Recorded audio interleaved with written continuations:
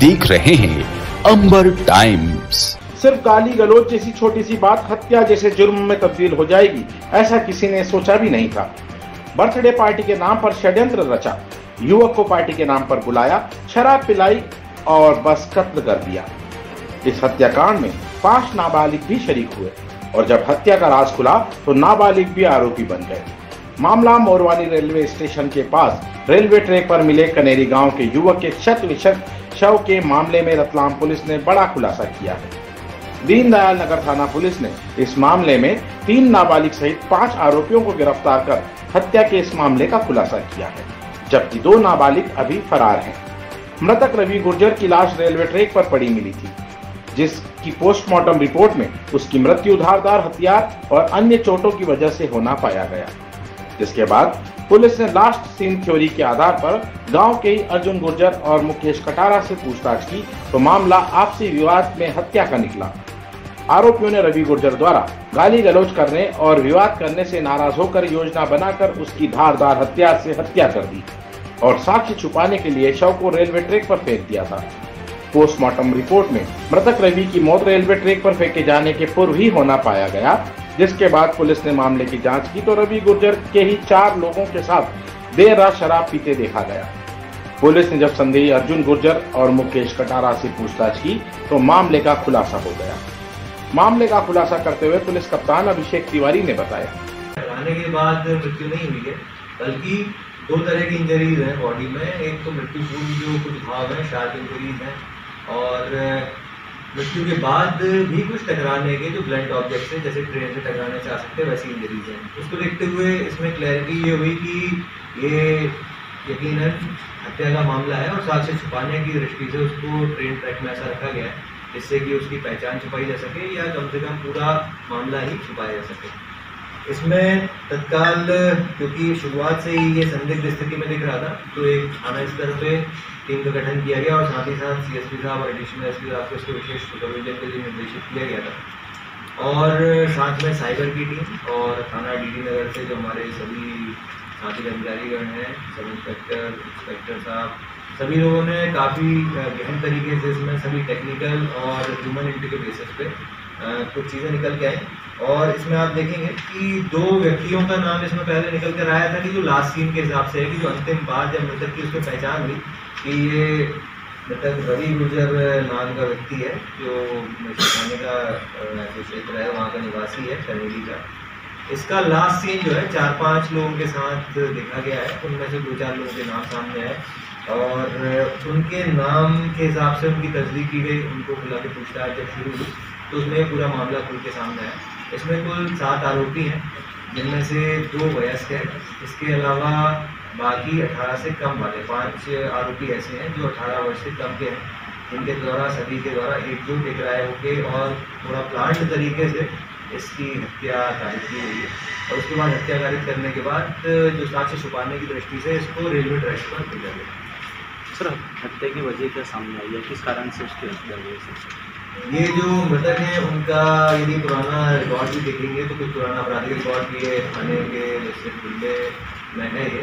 और इन आरोपियों ने भी यही बताया कि इसके द्वारा लगातार कभी गाली गलौज हुई या उनसे कोई झगड़ा हुआ तो उससे लगातार ये परेशान थे।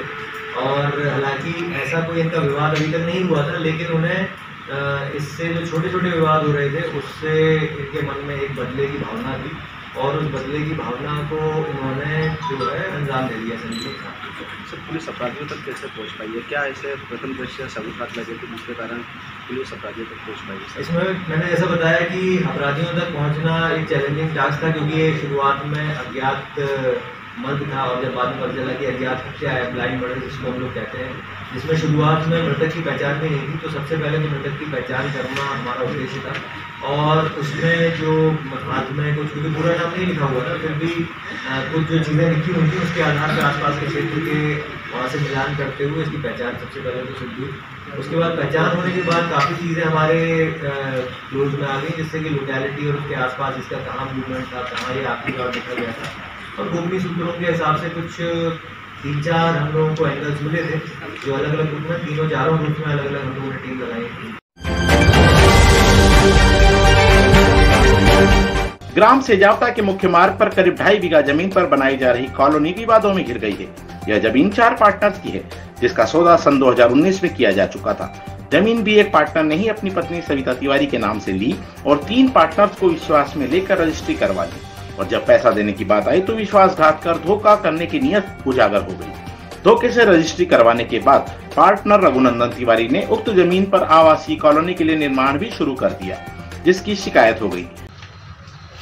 रजिस्ट्री हो गई क्या है, मेरे पास पैसा भी जमे नहीं। जैसा रजिस्ट्री होता था रविंद्र यहाँ खड़ा हो गया था धन्यवाद, मैं उठा के पैसा जिससे लिया उसको दिया।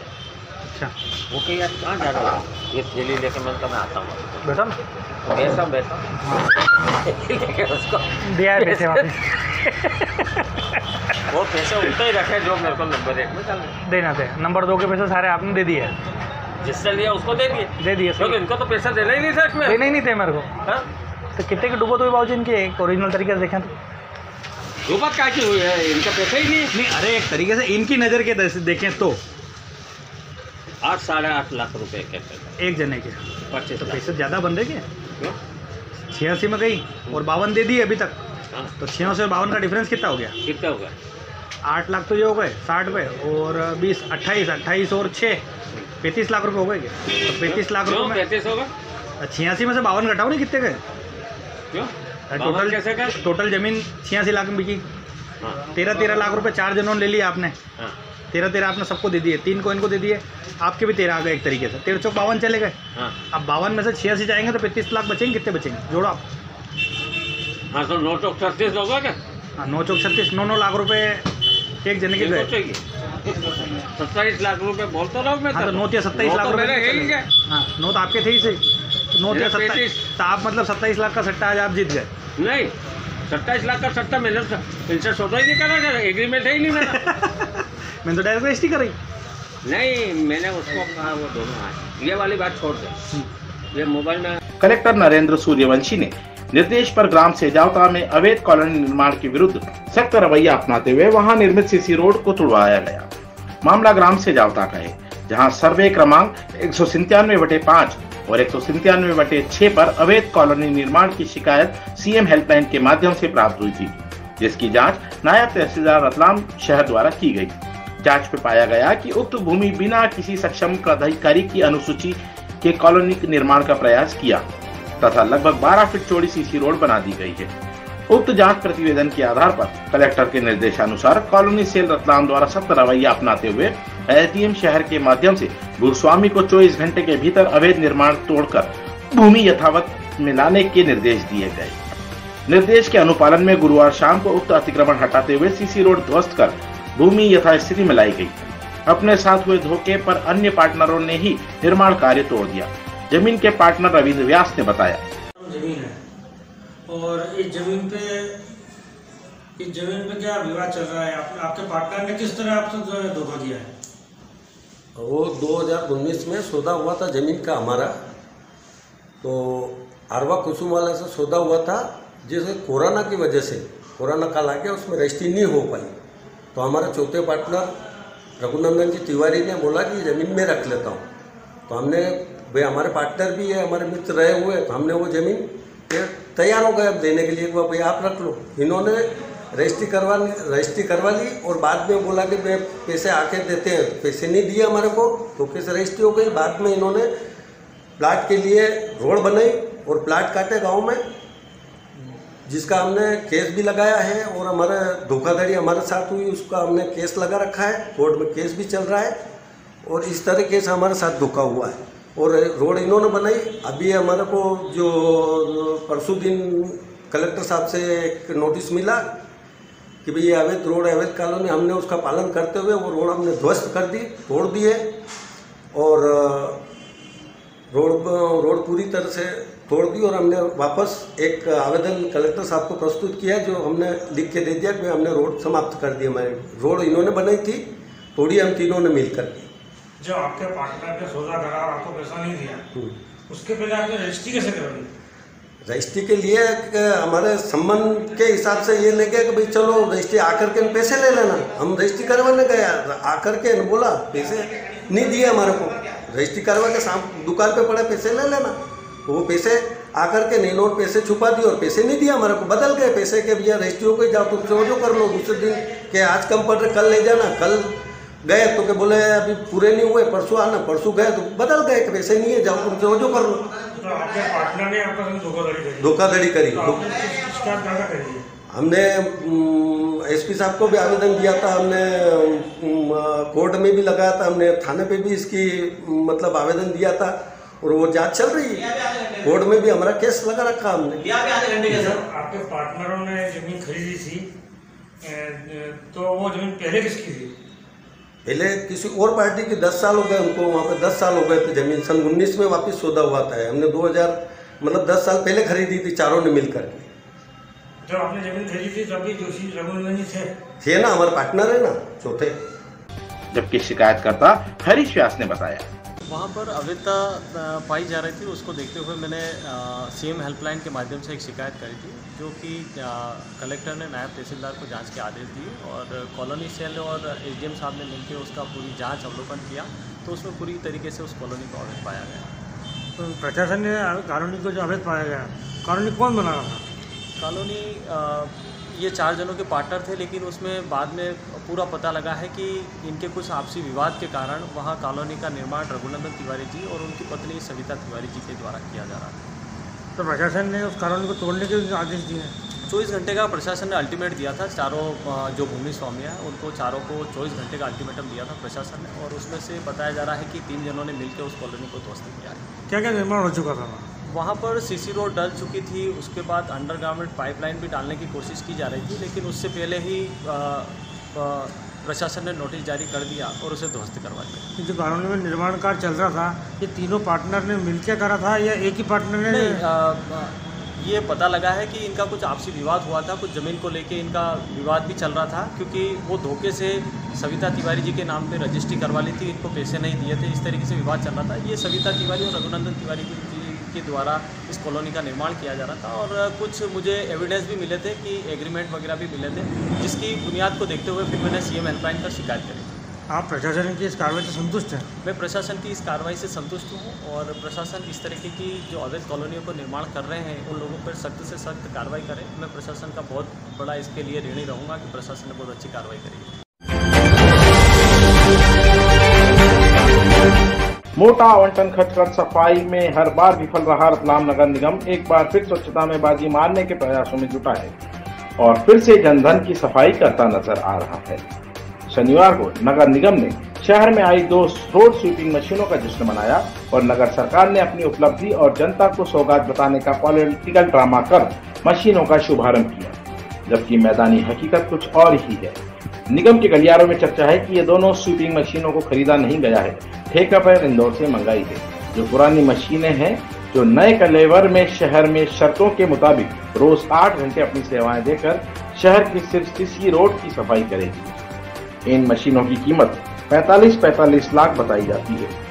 रतलाम नगर निगम ने इन्हें 16 महीने के ठेके पर लिया है, जिसके एवज में नगर निगम 3 करोड़ 20 लाख रुपए का भुगतान करेगा। मशीनों का डीजल, चालक और मेंटेनेंस भी ठेकेदार का ही रहेगा। रतलाम नगर निगम सफाई को लेकर कितना गंभीर है जो इस तरह के ठेके देकर जनधन की ही सफाई कर नंबर 1 आने का प्रयास में लगा है। इस मामले में अंबर टाइम्स ने निगम के जिम्मेदारों से भी चर्चा करना चाहिए, लेकिन अधिकृत रूप से कोई भी चर्चा नहीं करते हुए अपना पल्ला झाड़। सैलाना रोड स्थित जोधाबाग के सामने 2 बाइक की आमने सामने भिड़ंत हो गई। इस सड़क हादसे में हाट रोड निवासी 27 वर्षीय अमर सिंह पिता राजेंद्र सिंह राजपूत घायल हुए हैं। घायल अमर सिंह को जिला अस्पताल में भर्ती करवाया गया है, जहां उनका उपचार किया जा रहा है। पुलिस मामले की जांच कर रही है। रक्तदान जीवनदान की परिकल्पना को साकार कर एक बार फिर mega blood donation drive MBDD ने इतिहास रच डाला है। आचार्य श्री महाश्रमण जी के मंगल आशीर्वाद से सेवा संस्कार संगठन के क्षेत्र में कार्यरत अग्रणी संस्था अखिल भारतीय तेरापंथ युवक परिषद ने पूरे भारत और साथ ही 22 अन्य देशों में एक साथ रक्तदान के शिविरों का आयोजन किया। देश भर में हुए शिविरों में राजनीतिक और सामाजिक हस्तियों ने मौजूद रहकर रक्तदाताओं का हौसला बढ़ाया। वहीं कई गणमान्य व्यक्तियों ने खुद भी रक्तदान कर इस पुनीत भागीरथी प्रयास में अपना सहयोग दिया। शनिवार को स्वास्थ्य मंत्रालय की तरफ से मेगा ब्लड डोनेशन ड्राइव में सहयोग दिया गया। देर शाम तक चले शिविर में 754 रक्तदाताओं ने 820 यूनिट ब्लड एकत्रित किया। रक्तदान शिविर में आयोजन में भारतीय जनता युवा मोर्चा बड़ौदा सेवा समिति, जन अभियान परिषद, रक्तदान महादान ग्रुप, लियो क्लब, बोहरा समाज लायंस क्लब, रोटरी क्लब, समस्त Jain social group, the new cloth Surat market association, सेवा भारती द्वारा सहयोग किया गया। शिविर को संबोधित करते हुए सांसद गुमान सिंह डामोर ने बताया, हर दृष्टि से एक ऐतिहासिक दिन है। 17 सितंबर हमारे यशस्वी प्रधानमंत्री और विश्व के सबसे शक्तिशाली नेता परम आदरणीय नरेंद्र मोदी जी का जन्मदिन है। इस जन्मदिन के अवसर पर हर व्यक्ति के मन में उल्लास है, उमंग है और हर व्यक्ति अपने अपने तरीके से हमारे देश के यशस्वी प्रधानमंत्री का जन्मदिन मना रहा है। हमारे नौजवान साथियों ने वृक्षारोपण का कार्यक्रम हाथ में लिया, रक्तदान का कार्यक्रम हाथ में लिया। शिविर को शहर विधायक चैतन्य काश्यप ने भी संबोधित करते हुए कहा, ये काम भी चाहिए, वन्य जीवों का, पर्यावरण का, आदिवासी बंधुओं का, सबका विकास भी चाहिए और उसी के साथ में सेवा दिवस के रूप में और सेवा की भावना भी देश के नागरिकों में हो और इसीलिए उन्होंने अपने जन्म दिवस से 15 दिन का पखवाड़ा जो शासन ने भी निश्चित करा, हमारे प्रदेश के मुखिया शिवराज सिंह जी चौहान ने भी ये निश्चित करा कि हम प्रधानमंत्री का जन्मदिन सेवा पखवाड़े के रूप में मनाएंगे और आज उसी का परिणाम है कि हम यहाँ पर 75 हमारे दिव्यांगजनों को उपकरण भेंट करने के लिए यहाँ पर एकत्र हुए हैं। शिविर में महापौर प्रहलाद पटेल, युवा मोर्चा जिला अध्यक्ष विप्लव जैन, शहर कांग्रेस अध्यक्ष महेंद्र कटारिया, युवक कांग्रेस अध्यक्ष मयंक जाट, जिला न्यायाधीश राजेश गुप्ता, कलेक्टर नरेंद्र सूर्यवंशी, निगम आयुक्त अभिषेक गहलोत, सिविल सर्जन डॉक्टर आनंद चंदेलकर, रेड क्रॉस से महेंद्र गादिया, डॉक्टर वर्षा कुरिल, अभातेय ग्रुप कार्य समिति सदस्य पुनीत भंडारी, सभाध्यक्ष दिलीप मांडोत आदि मौजूद रहे। दिव्यांग कल्याण शिविर में 75 दिव्यांगों को 104 उपकरणों का वितरण किया गया। से स्वागत है। यहाँ पर ये उपकरण प्रदान कर रहे हैं।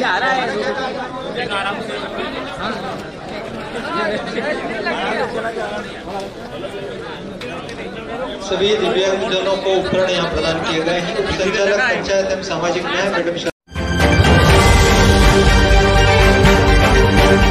हर रात चोरी की वारदात रावटी पुलिस पर सवालिया निशान खड़ा कर रही है। रावटी में होने वाली चोरी कानून व्यवस्था पर भी संदेह उत्पन्न करती है। शनिवार की रात रावटी में 2 मोबाइल और एसेसरीज की दुकानों के चोरों ने ताले चटकाकर हाथ साफ किए। एक दुकान से चोर मोबाइल चार्जर, कवर, स्पीकर सहित नगद राशि पर हाथ साफ कर गए। दुकानदार ने बताया, आपका नाम क्या है? क्या माल गया आपका यहाँ से? चार्जर गए, नेकबैंड गए और मोबाइल के कवर गए, नेकबैंड, ब्लूटूथ स्पीकर, कपड़े, ये सब चीजें गए। कितना का सामान होगा आपका? पैसे लगभग 400-500 रुपये। जबकि दूसरी दुकान से चोर मोबाइल सहित नकदी पर हाथ साफ करने में सफल रहे। दुकानदार ने बताया, कहाँ पे रहते हो? उमर रहते हो? की दुकान आपकी? मोबाइल तो कहाँ पे है? यहाँ लोकस मार्केट में। क्या हो गया? चोरी हो गई। बताओ क्या क्या मामला गया आपका? इसमें 8-10 मोबाइल थे एंड्रॉइड और 4 कीपैड मोबाइल थे और 5000 नकदी थे। आपको कब मालूम पड़ी? मैं अभी आया, जैसे आया मैंने देखा ताले नहीं है, शटर ऐसी लगी हुई है। तो जैसे ही मैंने देखा ताले नहीं है यहाँ पे, तो फिर शटर ठोक के देखा तो मोबाइल सारे गायब थे। आपने थाने में रिपोर्ट डाली? हाँ डाली। हर रात चोरी की वारदात से रावटी के व्यापारी भय के साथ आक्रोशित भी हैं, जो पुलिस की गश्त पर सवाल उठा रहे हैं कि या तो पुलिस गश्त करती नहीं या फिर चोरों के सामने पुलिस ने घुटने टेक दिए। श्री श्रीमाली ब्राह्मण समाज कुलदेवी मां लक्ष्मी का जन्मोत्सव समाजजनों ने हर्षोल्लास के साथ मनाया। शहर विधायक चैतन्य काश्यप एवं दंडी स्वामी आत्मानंद सरस्वती के द्वारा माता रानी महालक्ष्मी की पूजा अर्चना की गई तथा आशीर्वाद दिया।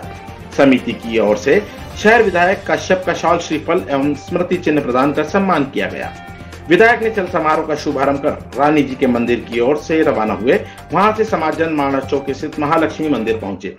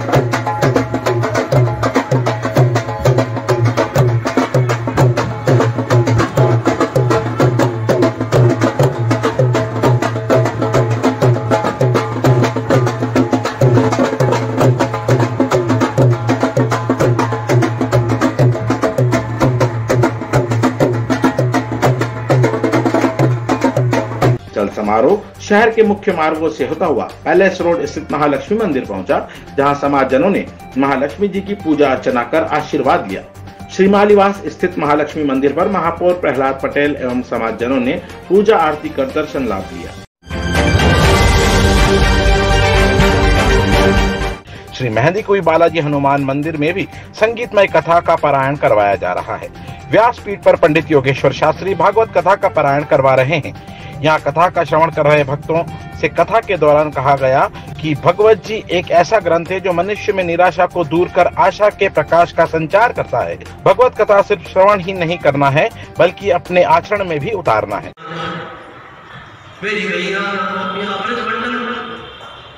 वो भी कन्हैया ने क्या उद्धव ने पत्र निकाल करके दिया, वो भी आंखों पर लगा कर इतनी रोई, आंसुओं से भरपूर उद्धव जी ब्रह्म ज्ञान का प्रकाश करने लगे और गोपियों ने कहा उद्धव आपका ब्रह्म ज्ञान हमारी समझ में नहीं आ रहा।